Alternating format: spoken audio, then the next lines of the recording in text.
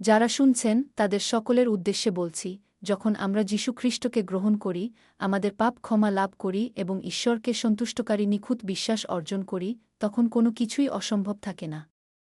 আমরা আনন্দে ও ঈশ্বরের সঙ্গে অবিরাম সাহচর্যে জীবনযাপন করব এবং যা কিছু চাইব তার উত্তর পাব। তখন আমাদের কোনো কিছুরই অভাব থাকবে না। কিন্তু বহুবার প্রভু প্রভু বলা সত্ত্বেও আমরা ঈশ্বরকে সন্তুষ্ট করতে ব্যর্থ হই, কারণ আমাদের নিখুঁত বিশ্বাসের অভাব রয়েছে। কেন আমরা এই বিষয়ে সংগ্রাম করি এবং এর প্রতিবন্ধকতাগুলো কি কি? আসুন অনলি দ্য বাইবেলের আজকের পর্বের মাধ্যমে এই বিষয়টি অন্বেষণ করি। রোমিও 8:6-7। কারণ দৈহিক মনন মৃত্যুস্বরূপ, কিন্তু আত্মিক মনন জীবন ও শান্তিস্বরূপ। কেননা দৈহিক মনন ঈশ্বরের প্রতি শত্রুভাবাপন্ন, কেননা তা ঈশ্বরের ব্যবস্থার বশীভূত হয় না এবং তা করতে সক্ষমও নয়। আমরা জন্ম থেকেই যা দেখি, শুনি এবং শিখি, সেই জ্ঞান আমাদের মনে স্থাপন করি। চিন্তা করা হল এই জ্ঞানকে স্মরণ করার প্রক্রিয়া। দুই ধরনের চিন্তা আছে, জাগতিক চিন্তা এবং আধ্যাত্মিক চিন্তা। এই শব্দগুলোর অর্থ কী? প্রথমে আসুন আমরা জাগতিক চিন্তাগুলো দেখি। মাংস বলতে সাধারণত মানবদেহকে বোঝায়। বাইবেলে মাংস শব্দটির প্রায়শই একটি আধ্যাত্মিক অর্থ রয়েছে। রোমিও 8:8। যারা জাগতিক তারা ঈশ্বরকে সন্তুষ্ট করতে পারে না। আধ্যাত্মিকভাবে মাংস হল দেহ এবং পাপপূর্ণ স্বভাবের সংমিশ্রণ। ঘৃণা, ক্রোধ, বিচার, ঈর্ষা এবং অহংকারের মতো অসত্য বিষয়গুলো অদৃশ্য মনে হতে পারে, কিন্তু যে কোনো সময় প্রকাশ পেতে পারে। যখন চিন্তা দৈহিক অর্থাৎ পাপপূর্ণ স্বভাবের উপর ভিত্তি করে হয়, তখন তা ঈশ্বরের ইচ্ছার পরিপন্থী মন্দ চিন্তার জন্ম দেয়া। এটাই হল দৈহিক চিন্তা। অন্য কথায় অসত্যের চিন্তা। বিপরীতে আত্মিক চিন্তা ঈশ্বরের ইচ্ছার সাথে সামঞ্জস্যপূর্ণ সত্যের জ্ঞান ফিরিয়ে আনে। অন্য কথায় সত্যের চিন্তা। উদাহরণস্বরূপ, যদি কেউ আপনার সাথে অভদ্র আচরণ করে বা অন্যায়ভাবে আপনার সমালোচনা করে এবং আপনি অপমানিত ও অসন্তুষ্ট বোধ করেন, তবে এটি দৈহিক চিন্তা। যার জাগতিক চিন্তা আছে সে তার অস্বস্তি কথার মাধ্যমে প্রকাশ করতে পারে অথবা ভেতর থেকে আঘাত, হতাশা ও যন্ত্রণা অনুভব করতে পারে। ঈশ্বর বলেন, সেবা করো, নিজেকে নম্র করো এবং অন্যের মঙ্গলের সন্ধান করো। যদি তুমি এই কথাগুলো মান্য করাকে ক্ষতি বলে মনে করো, তবে সেটাও জাগতিক চিন্তা। যদি তুমি জাগতিক চিন্তা থেকে মুক্তি পেতে ব্যর্থ হও, তবে তুমি ঈশ্বরের বাক্য মান্য করতে পারবে না এবং তার দেওয়া আশীর্বাদও লাভ করতে পারবে না। জাগতিক চিন্তাভাবনা থাকার সবচেয়ে বড় কারণ হল হৃদয়ে অসত্যের উপস্থিতি, অর্থাৎ স্বয়ং দেহ। যদি আপনার কেবল সত্যের জ্ঞান থাকে, তবে আপনার কেবল আধ্যাত্মিক চিন্তাভাবনাই থাকবে। কিন্তু কখনো কখনো আধ্যাত্মিকভাবে চিন্তা করার চেষ্টা করা সত্ত্বেও আপনার মনে অসত্যের চিন্তা আসে। কারণ সত্য ও অসত্যের মধ্যে পার্থক্য করা আপনার জন্য কঠিন হয়ে পড়ে। উদাহরণস্বরূপ, কিছু বইতে বলা হয়েছে যে পিতামাতার প্রতিশোধ নেওয়া একটি ন্যায়সঙ্গত কাজ। এই বইগুলো পড়ার পর সেটিকে সত্য বলে মেনে নেওয়া সহজ, কিন্তু ঈশ্বরের বাক্যের আলোকে পরীক্ষা করলে দেখা যায় এটি সত্য নয়। মথি 18:22 পদে প্রভু বরং আমাদের শত্রুদের ভালোবাসতে এবং তাদের 70 বার 7 বার পর্যন্ত ক্ষমা করতে বলেছেন। যদি আপনার সত্য সম্পর্কে জ্ঞান থাকে এবং কেউ আপনার জীবনকে কঠিন করে তোলে, আপনি আধ্যাত্মিকভাবে চিন্তা করার চেষ্টা করবেন এই বলে যে, আমাকে অবশ্যই ক্ষমা করতে হবে, আমাকে অবশ্যই ভালোবাসতে হবে। কিন্তু ঈশ্বরের বাক্যের বিরোধী অসত্য বিষয়ে জ্ঞান থাকা কোনো ব্যক্তি বলে, ওই ব্যক্তি দুষ্ট, আমি তাকে কিছুতেই ভালোবাসতে পারি না। এই লোকেরা তাদের নিজস্ব নীতি অনুসারে জীবনযাপন করে। যদি আপনার জাগতিক চিন্তা থাকে, তবে আপনি ঈশ্বরের বাক্য মান্য করতে পারবেন না এবং নিখুঁত বিশ্বাসও অর্জন করতে পারবেন না।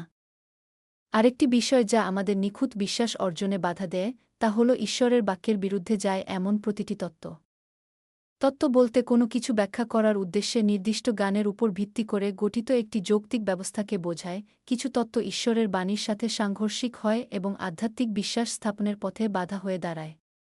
তত্ত্ব ও জ্ঞান মানব সভ্যতার অগ্রগতিতে অবদান রেখেছে। কিন্তু তার মানে এই নয় যে সেগুলো সবই সত্য। তত্ত্ব হল মানুষের উপলব্ধি ও ধারণার উপর ভিত্তি করে গঠিত যৌক্তিক কাঠামো। একটিমাত্র ঘটনা সম্পর্কে একাধিক তত্ত্ব থাকতে পারে। একসময় সঠিক বলে বিবেচিত তত্ত্বগুলো পরবর্তীতে ভুল প্রমাণিত হতে পারে। যুগ বা সংস্কৃতির উপর নির্ভর করে তত্ত্ব পরিবর্তিত হতে পারে। কিছু তত্ত্বের সত্য থাকলেও অনেকগুলোতে তা নেই। যখন কোনো ব্যক্তি জ্ঞান ও তত্ত্বের প্রতি মোহগ্রস্ত হয়ে পড়ে, তখন ঈশ্বরের সৃষ্টিতে বিশ্বাস করা এবং তার বাক্য পালন করা কঠিন হয়ে যায়। উদাহরণস্বরূপ, বাইবেলে বলা হয়েছে যে ঈশ্বর মানবজাতিকে সৃষ্টি করেছেন, কিন্তু বিদ্যালয়গুলোতে বিবর্তনবাদ শেখানো হয়। একটি মানবসৃষ্ট তত্ত্ব হওয়ায় এটি মানুষের পক্ষে সৃষ্টিকর্তা ঈশ্বরে বিশ্বাস করা কঠিন করে তোলে। যিনি শূন্য থেকে কিছু সৃষ্টি করেছেন, তিনি কিভাবে সেই ঈশ্বরে বিশ্বাস করতে পারেন, যিনি মানবীয় যুক্তি ও অভিজ্ঞতাকে প্রাধান্য দেন? আপনি যদি ঈশ্বরের বাক্যকে মানবীয় জ্ঞান ও তত্ত্বের কাঠামো খাপ খাওয়ানোর চেষ্টা করেন, তবে পূর্ণ বিশ্বাস রাখা কঠিন হয়ে পড়ে। সৃষ্টিকর্তা ঈশ্বরের বাক্যের উপর মনন করে সত্য ও মিথ্যার মধ্যে পার্থক্য নির্ণয় করাই সবচেয়ে গুরুত্বপূর্ণ। ঈশ্বরকে সন্তুষ্ট করে এমন পূর্ণ বিশ্বাস লাভ করতে হলে আপনাকে অবশ্যই অসত্যভিত্তিক জাগতিক চিন্তাভাবনা এবং জাগতিক জ্ঞানের ভ্রান্ত ধারণা থেকে উদ্ভূত সমস্ত তত্ত্বকে ভেঙে ফেলতে হবে। যিশু মথি 5:39-40 পদে বলেছেন, কিন্তু আমি তোমাদের বলছি, দুষ্ট লোকের প্রতিরোধ করো না, বরং যে তোমার ডান গালে চড় মারে, তার দিকে অন্য গালটিও ফিরিয়ে দাও। যদি কেউ তোমার বিরুদ্ধে মামলা করে তোমার জামা নিতে চায়, তবে তাকে তোমার কোটটিও দিয়ে দাও। জাগতিক চিন্তা ও সমস্ত পার্থিব তত্ত্বকে ভেঙে না ফেললে ঈশ্বরের এই আদেশ পালন করা সম্ভব নয়। রোমিও 8:7 পদে বলা হয়েছে, কারণ জাগতিক বিষয়ে মগ্ন মন ঈশ্বরের প্রতি শত্রুভাবাপন্ন, কেননা তা ঈশ্বরের ব্যবস্থার বশীভূত হয় না, এমনকি তা করতেও সক্ষম নয়। 2 করিন্থীয় 10:5 পদেও বলা হয়েছে, আমরা ঈশ্বরের জ্ঞানের বিরুদ্ধে উত্থাপিত সমস্ত তর্ক ও উচ্চ ধারণাকে খণ্ডন করছি এবং প্রত্যেক চিন্তাকে খ্রিস্টের বাধ্যতার অধীনে বন্দী করছি। কিভাবে আমরা জাগতিক চিন্তাভাবনা ভেঙে ফেলতে পারি এবং পার্থিব তত্ত্ব বর্জন করে ঈশ্বরের বাক্য পালন করতে পারি?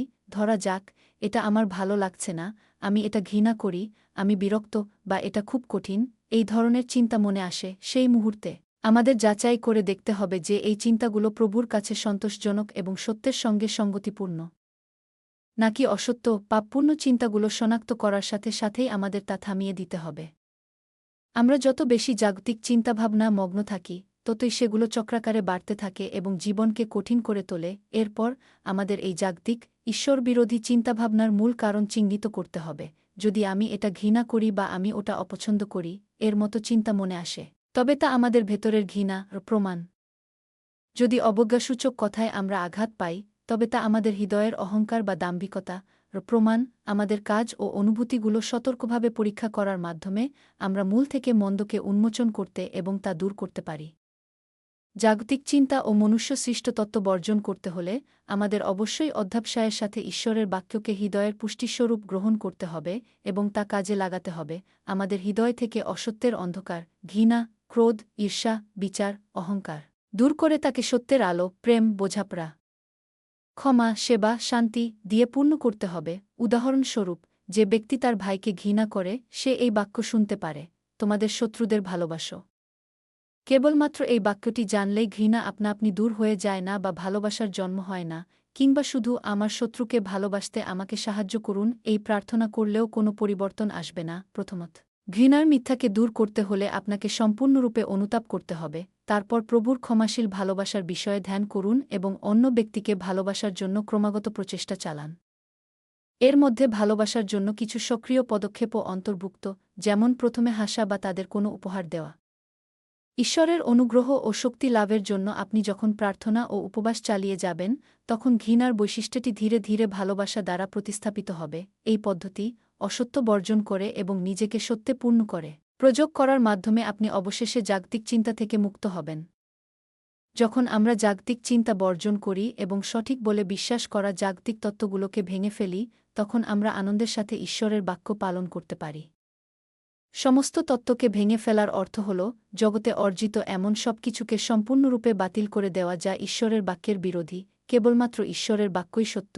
যদি আমরা জাগতিক চিন্তা ও বিরোধী তত্ত্বগুলোকে ভেঙে ফেলার জন্য আকুলভাবে প্রার্থনা করি, তবে সাহায্যকারী পবিত্র আত্মা সেগুলোকে জয় করতে ও বর্জন করতে আমাদের সহায়তা করবেন। আমাদের সকল দর্শকবৃন্দ, আজ আমরা সেইসব জাগতিক চিন্তা ও মানবীয় তত্ত্ব নিয়ে আলোচনা করেছি যা আমাদেরকে সর্বশক্তিমান সৃষ্টিকর্তা ঈশ্বরের উপর বিশ্বাস স্থাপন করতে এবং তার বাক্য পালন করতে বাধা দেয়া। আপনারা যেন অসত্য চিন্তা ও মন্দ আবেগ ত্যাগ করেন এবং সত্যকে মেনে চলার মাধ্যমে এক পূর্ণাঙ্গ ও নিখুঁত বিশ্বাস লাভ করেন। আমি প্রার্থনা করি আপনারা যেন আপনাদের সকল আকাঙ্ক্ষার উত্তর পান এবং এমন এক আশীর্বাদপূর্ণ জীবন যাপন করেন যেখানে আপনারা সর্বক্ষেত্রে সমৃদ্ধি লাভ করেন। আমি আপনার জন্য প্রার্থনা করি।